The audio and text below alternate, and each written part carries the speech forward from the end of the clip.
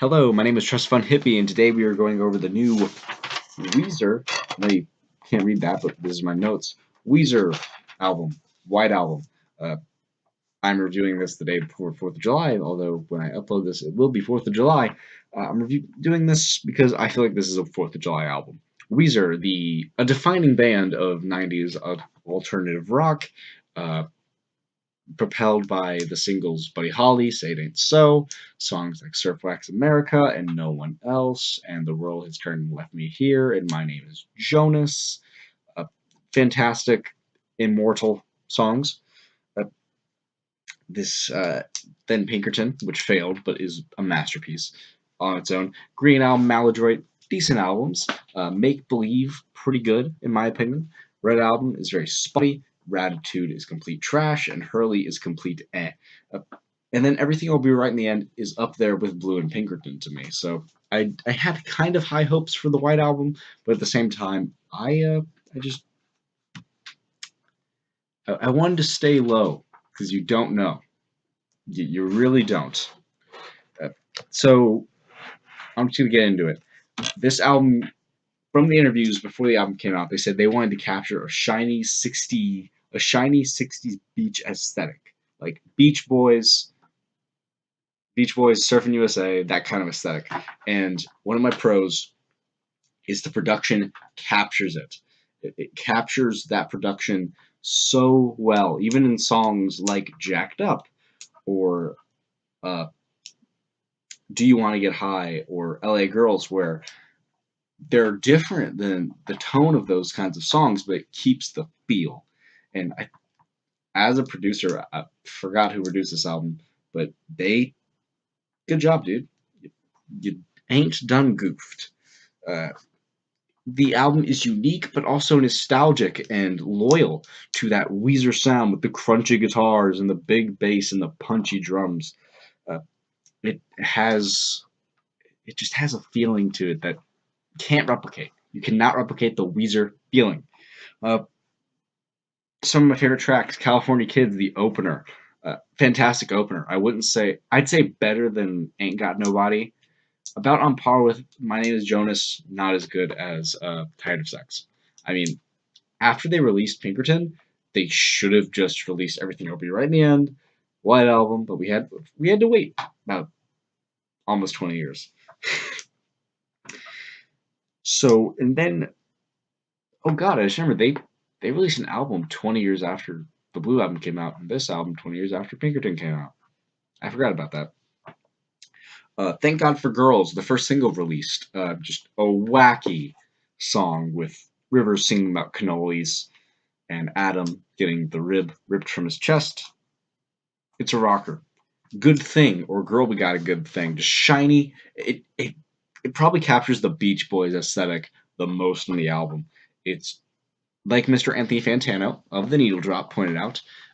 It has a similar melody to a 60s song, 70s. I forgot the name. Beautiful Morning, and it does, but I don't think it was. I do not think it was. Per, I don't. I don't think it was on purpose. It's almost midnight. Trying to keep it in there. Do You Want to Get High? The most Pinkerton song on this album. That synthesizer, those extra crunchy guitars, the production having the beachy feeling, but also just the dark and grungy, I guess, feeling.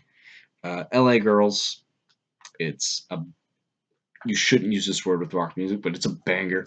It just it just rocks you, and that sounds so cliche, but I don't care.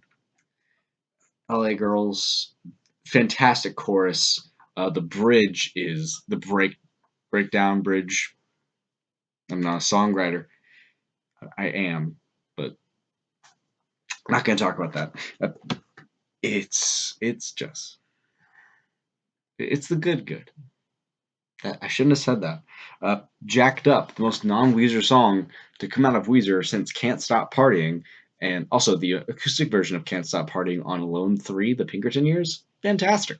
It's like really depressing, but it's fantastic, like compared to the actual Can't Stop Partying. Jacked Up. It's emotionally evocative. It really shows the sadness that this character is going through because he's all jacked up over you. It sounds so cliche, but the way Rivers handles it with his performance is beautiful. I think with this next song, Summer Lane and Drunk Dory, uh, I need to point out the performances from other members in the band.